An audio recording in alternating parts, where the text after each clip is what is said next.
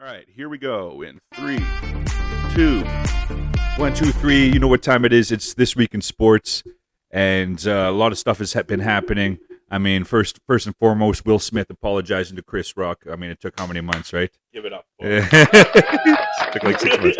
Anyways, we're recording this again. Hopefully, the video actually works. We got it at an angle, like some of those angle bitches. I think every chick on social media that's like, looking for likes, looking for hits, always is an angle bitch, right? They're all about the angles, right? Yeah. And this is my best angle right here. Don't get the double chins, just get the gut, and you get this home jersey. I'm not sure if I was talking to the mic there, but you get this home shirt that I got 1 year ago in Toronto. We'll talk about that in TWIS later on. First and foremost, though, the Hawks finish up their season. Their last weekend was this past weekend. Unbelievable. I'll get into that. The Jays added some arms, some infielders, an all-star in the trade deadline that was yesterday.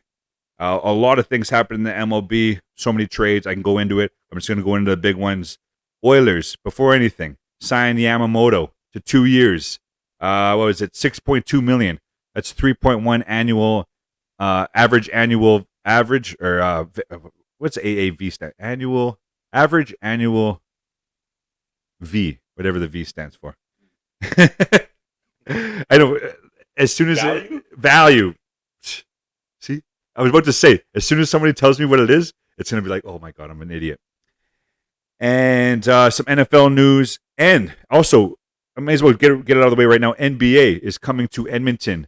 I don't know if you've seen that, Caleb. The NBA is going to have the Raptors are going to have a preseason game at Rogers Place in October. Oh, wow. October 2nd. Yeah. Nice. Yeah, definitely want to go. Yeah. Never been to an NBA game. And I mean, even though it's only preseason, shit. It's in Edmonton. I think Vancouver Grizzlies way back in the day had one here. Yeah. Way back. But yeah, that's in October. And and then we'll finish it off with the TWIS, my story about Toronto. But first and foremost, the Edmonton Riverhawks. What a season it was. I am so thankful. Couldn't be more thankful to have been given the opportunity to be part of the organization. And it was a resounding success of a year. It blew my expectations out of the water, and I had a long discussion with Ryan Gregg, the guy who we first initially met when I rented out the field last October. I had a long discussion with them. Had some great news. He told me some things that almost made my year. And long story short, without getting into too much detail, because I can only tell, I can't tell people because it'll get out and then whatnot. But I should be back for next year, for next season, Nice. And perhaps years to come. Let's put it that way. The last weekend, the Saturday, Sunday, it was such an amazing time. It was so bittersweet. I really wanted to, take it all in, which I did, and it was amazing. And I'm so glad that we at least won one of the games on the weekend. We won in walk-off fashion on Saturday, which was awesome. We won in the bottom of the 11th inning, and it was a weird play that we won on. We had a runner on. We had just a runner on first.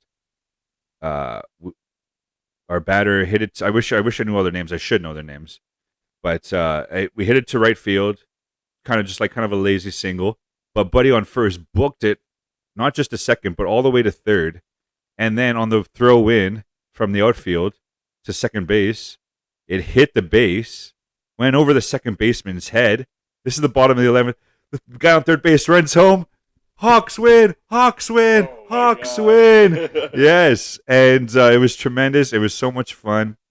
And then the Sunday game. Oh, here comes. You want to be on camera, Danny? Oh, of course you do, eh? Because the Hawks win. The Hawks win.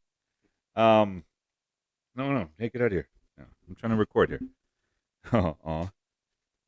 On Sunday, we unfortunately did not win. However, that being up there for the lot, there will only ever be one last inaugural season home game, right?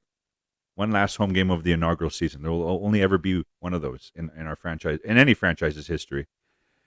And it was amazing to be part of, and it was bittersweet. Sorry guys, we had a bit of a slip up there. It cut off for a second, but as I was saying, I was at the Ball Diamond watching the last game, and it was like super bittersweet, and I wasn't sure. Oh, I wasn't. I was close to shedding a tear almost. It was so sad. It was like, oh, it was such a great season, and it blew all my expectations out of the water, but it was amazing. A funny note though, on the last game, Naomi came through, right? Oh yeah. Yeah, and she witnessed this. Too bad she wasn't here to tell it herself, but that song "Turned Down for What"? Yeah. It gets hype, right? How it starts, gets hype, Yeah. and then shots, and then the beat drops. And he goes, "Turned down for what?" I turned it off right there. Yeah. Oh, and then I got booed. Oh yeah. I got booed.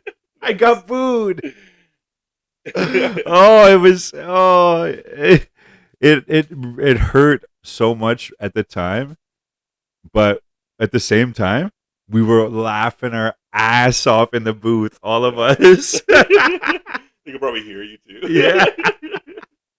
The reason why I cut it off, it wasn't just cause to cut it off to be a dick. It was because one of our batters was coming up, Yeah. so I felt obligated to put on his song, Yeah. which I could have just kept playing "Turned Down for What" for the fans. But it was funny regardless. It was funny as fuck, yeah. And Naomi texted me right after. She's like, "These people are booing." I'm like, "I know, we're dying up here laughing." And to be honest with you, that was that was a highlight of the season, because no one in the booth has got booed, and I was the first one, and it was just the timing of it was ridiculous. And then, but on another note of that last game, look at this dog just doing circles over there. Chasing her tail. Frickin' mutts, eh? Also in that last game that we lost, it was pretty cool. The team, after the game was over, the entire team like kind of huddled up next to the dugout. Like the entire team, everybody on the team. That means the entire team means everybody. In case you didn't know. In totality, everybody. They gathered, and then the manager came out, right? And like you could tell he was having a speech with them on the field. Just like, and ultimately, I think what was said was like, these fans, this is a great season, great first season, inaugural season for the Riverhawks, and these fans fucking killed it. So after the manager was done speaking, they all took off their hats, tipped the cap to all the fans in the stands. Nice. And then they all walked along like the border of the stands there. Yeah. And just like, giving daps to the people in the stands. Yeah. And I was doing the music, and I had a song teed up, "Thank You for Being My Friend," that Steve Hogle had in the script, and I played it over and over again. Yeah. And it's one of those, it's like "You Got a Friend in Me," but different vibe, or same vibe, but different lyrics. And I kept playing the hawk sound, right? It was perfect. It was like, holy shit, what a season to be part of, and the fact that we have a chance of the playoffs, and it looks like if all goes well. I mean, we lost last night. Depending when this comes out, but we lost the first road game on our 6-game road trip last night. Hopefully we are able to rebound. Hopefully we're rebounding right now as we're recording this. And as long as we don't like completely shit the bed on this road trip, it looks like we should be hosting at least one playoff game. And the way the playoffs works is really, really weird in this league, because a lot of these players, most like 99% of these players are in college, and they have to go back to school. So the WCL realizes that, and the way they formatted the playoffs is based on that. So the first series is a best out of 3, and then the following 2 quote unquote series are 1-game playoffs. So even the championship is a 1-game series, 1-game, one and done, which is freaking nuts. So we make the playoffs. We'll be hosting at least one of those 3-game series. We'd have to go on like some sort of crazy run, like win the last 5 games to maybe host all of them. But no matter what, that playoff game down at Remax Field, it'll probably be in like a week and a half. It's time. It's gonna be packed. So make sure to check it out because, oh my god, I'm thinking of like just specific songs to play for that game. Like I'm gonna have like a script for songs. I think. Yeah. Winning or losing depending the inning and whatnot, and yeah, it's gonna be a crazy vibe. But shout out to the Edmonton Riverhawks. Thank you so much. I cannot thank the organization enough for giving me that opportunity. I'm just putting this on record here. Thank you, Ryan Gregg, first and foremost, for jokingly offering you a job and giving me the opportunity to meet with his dad, which I didn't even know his dad. They were father son until like a couple months ago. Shout out to Randy Gregg. I thanked him too on that last day. Thank you so much to Randy Gregg. And thank you to Steve Hogle for giving me the opportunity. And thank you to the people that I worked with, and some of which I will probably have on the podcast maybe next week even, because I feel like we should record at Remax next week in anticipation for the playoffs. I think it'd be fitting to record down at Remax. And just, yeah, thank you to the entire Edmonton Riverhawks organization and everyone involved for making it a memorable inaugural season. And it's something that I'll always look back to going into this career of sports broadcasting. In other sports news on This Week in Sports, the Jays made some moves during the trade deadline, which was yesterday. The big move they did was acquiring all-star infielder Whit Merrifield from the Kansas City Royals. I think he's a 2 or 3-time all-star. He can be fit in a lot of different places. That provides some depth. Also, with the depth, we also got infielder Alex De Jesus from the Los Angeles the Dodgers, and we got a couple right-handers a couple relievers in the bullpen. One of which was Mitch White. I was watching the game yesterday. They had an afternoon game today that I was at work for, and we lost. But the game yesterday was actually pretty impressive. We won 3-1. We had a shutout going into the 9th inning. Kevin Gausman pitched 8 outstanding innings. What was his line here? I think he only gave up 1 hit and only 1 walk, and he struck out 10 in 8 innings. He pitched, I think, 103 pitches. It was quite the outing. And being busy as fuck for the last week, 2 weeks, number of weeks, I haven't been able to watch a lot of Jays. But the fact that I was able to watch that game yesterday and we were able to put on a pitching performance was very enjoyable for myself. And Gausman rocked it. Danny Jansen got that big hit in the top of the 9th. There was 2 runners on. He scored them both. And without him doing that in the 9th inning, we probably, it would have been a tie game because we were only up 1-0. It was a 1-0 game going into the 9th inning. And Jansen added to the lead and basically won the game for us. Obviously, Jordan Romano came out, did his thing, as he always does. And so we're still running hot. We're running hot as shit. But with that said, we're still 11 games behind the Yankees. So, that looks like far-fetched to catch them because they made some additions at this trade deadline as well. Getting an arm. They added Benintendi earlier, and they just added to their bullpen as well. So it's going to be hard to catch the Yankees, but I'm glad with what the Jays done, getting more depth because injuries happen, shit happens, and it's good to have other players you can slot in here and there. And as far as Whit Merrifield, our big acquisition at the deadline here, he's proven he's an all-star, and I think it'll be all right.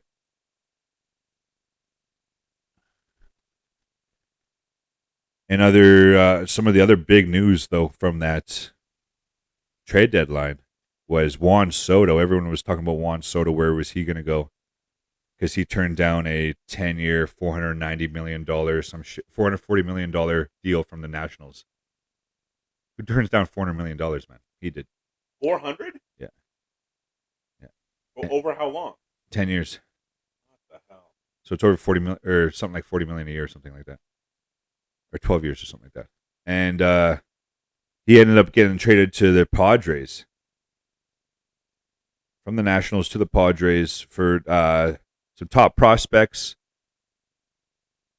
and hopefully they can sign him because he is a free agent after the 24 season. Juan Soto, part of the Padres, and now the Padres are stacked. They got Manny Machado, they got Hosmer, and they got They got Manny Machado, they got Soto, and they got this other.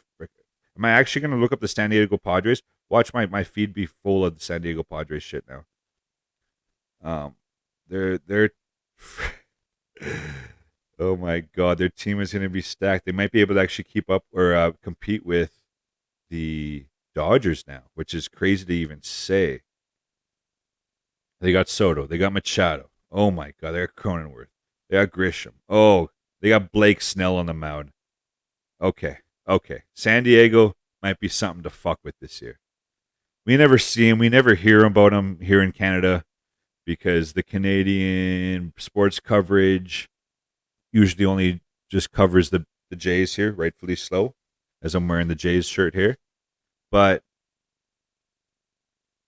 there has to be some recognition towards San Diego and what they're going to be, what they brought onto their team, and what they may or may not do come playoff time.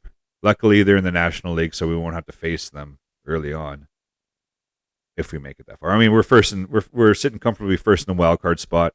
I think all we can really wish for as a Blue Jays fan is a wild card spot because the Yankees are so far ahead of us. But yeah, the Padres are going to be something to fuck with, that's for sure. The Atlanta Braves, signed MVP third baseman Austin Riley to a 10-year. These 10-year contracts are getting thrown out nowadays. $212 million, which a average annual V. What's that V stand for? Value.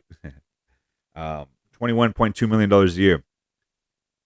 So he's locked in forever as a Brave. And I mean, Atlanta always has these big name players, but are they able to do anything with it? That remains to be seen. The San Diego Padres in This Week in Sports. Oh my God! Speaking of the Padres, it just keeps going back to the Padres. I forgot about this. They acquire all-star reliever Josh Hader from the Brewers. Oh my God. Okay. Should I say it here first on This Week in Sports? My pick out of the NL is the San Diego Padres. Oh, my fucking pen doesn't even work. Okay, the pen doesn't work. It's not official. But I'm saying it here. If the San Diego Padres make it to the World Series, then it was official. No. I called it. I freaking called it. I really think with the bullpen now they have with Hader, they already had the starters. Blake Snell, a Cy Young winner, and now they acquired Juan Soto. Oh my God, who denied or turned down a $400+ million contract? Shit. Even the Dodgers are going to have a tough time beating them. The thing about the Dodgers, though, is their core group have been there and have done that.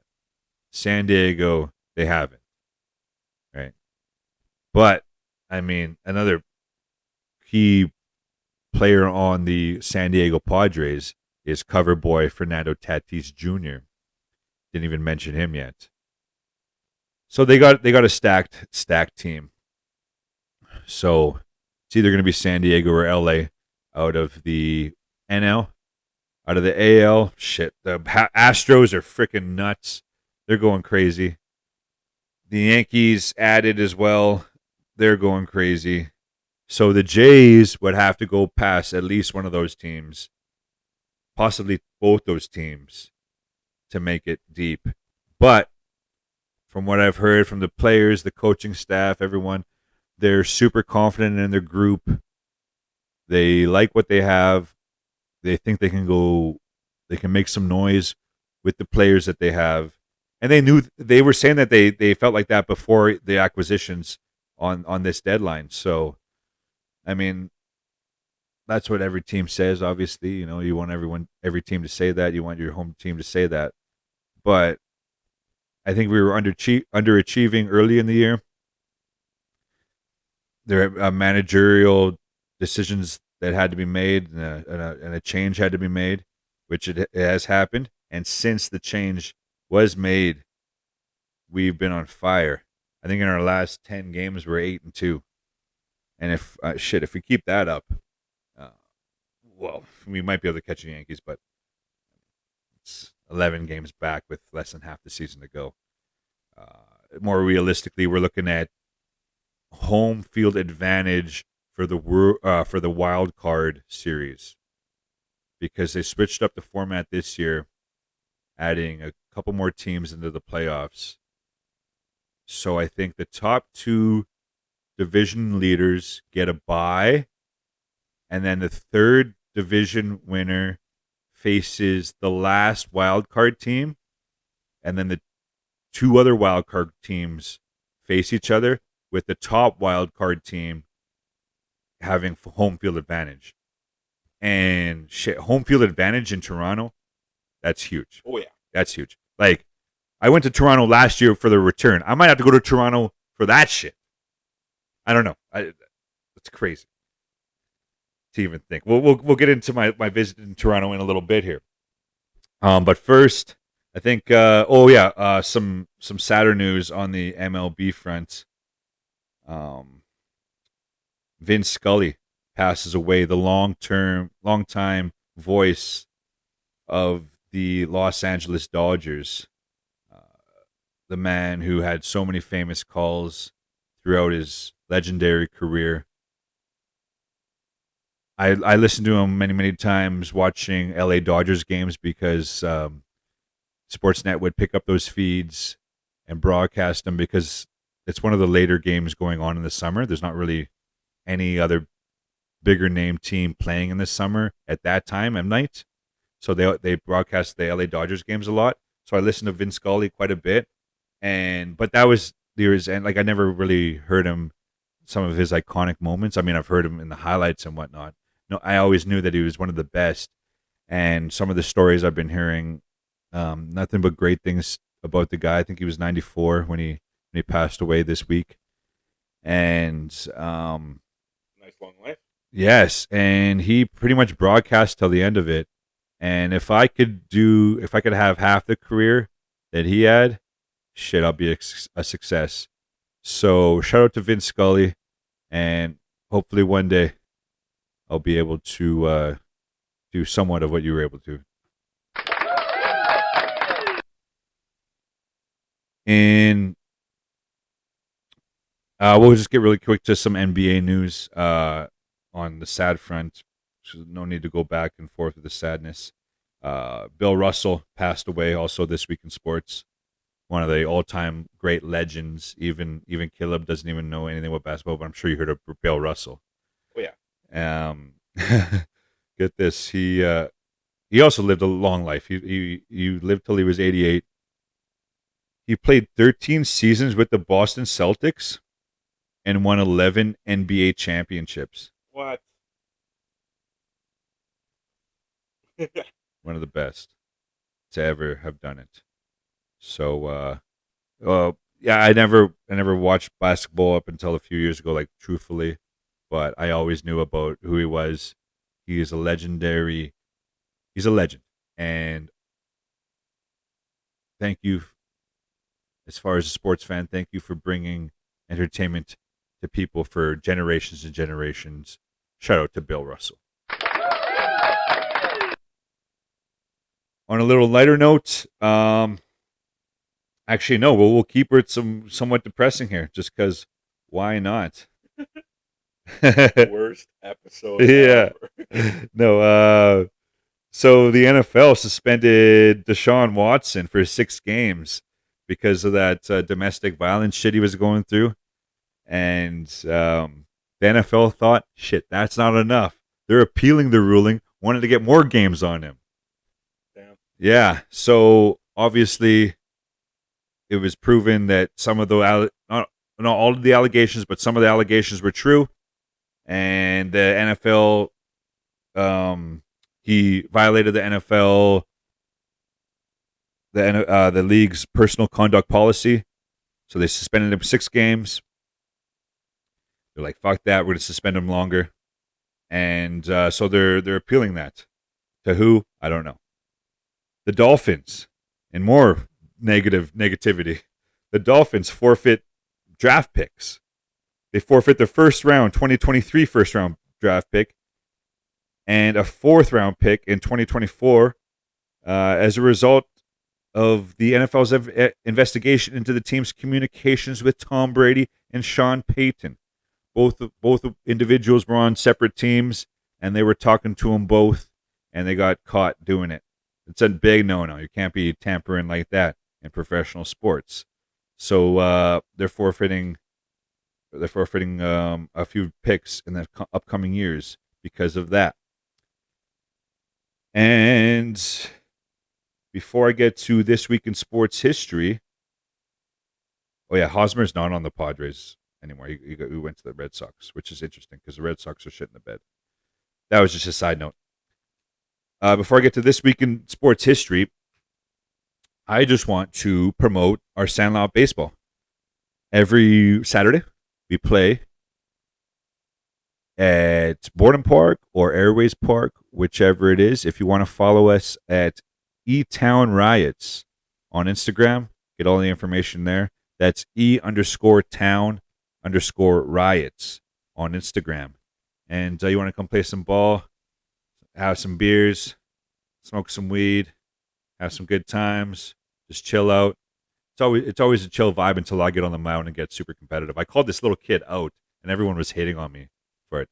You get competitive during baseball, dude. I know. Because I'm an emotional guy, and I put all my emotions into it. And people can't handle it. Other than that, it's fun. People were like hating on me hard, like the whole team were like, because most everyone was like, yeah, just call him safe, even though because I was the umpire, because you switch umpires, right, depending on where you are in the lineup, right. And so everyone takes a turn being umpire or whatever. And this kid was, he was just a little kid, but he has a crazy arm. You could tell he's going to be a freaking athlete, and the throw clearly beat him to first, so I called him out. Yeah. And everyone was like, no, he's safe, right? He's safe. And the one guy's like, no, he's out. I was like, yeah, he's out. And then everyone was just bitching at me. I'm like, what? Why are you bitching at me? Why aren't you bitching at the guy who played super hard against him? Why didn't he fall and throw? I thought about that after. That would have been the perfect comeback to them. Like, why are you bitching at me for calling him out? Because fair is fair. And why aren't you bitching at the person who actually threw him out and made the play, right? Yeah. Get mad at the guy that got him out. Yeah, exactly, right? And but at the end of it, I came, like, I was giving daps to everybody. I give dap to the kid. I'm like, sorry for calling you out, but fair is fair. You know that, right? He's like, yeah, I know. Like he didn't even care, right? Because he knows what's up. But yeah, every week at 1 o'clock every Saturday. This week in sports history, though, before we finish up, that's where I got this shirt. July 30th, 2021. I know my tits are like eating this up here. I got this shirt in Toronto on the first game back, the first game that the Blue Jays had back in Canada in 2 years. I had planned to go there as soon as I heard news that they were coming back. I was at work. I was refreshing the feed trying to get tickets to that first game. They sold out like that because there was only 15,000 seats. So I ultimately bought tickets to Game 2 and Game 3 against Kansas City. Ironically, where Whit Merrifield played for, our new acquisition. And I went there on the faith of every time I go on these trips, I have faith that it'll work out. And sure enough, it did. After spending all day out in front of Rogers Center, in front of Game 1,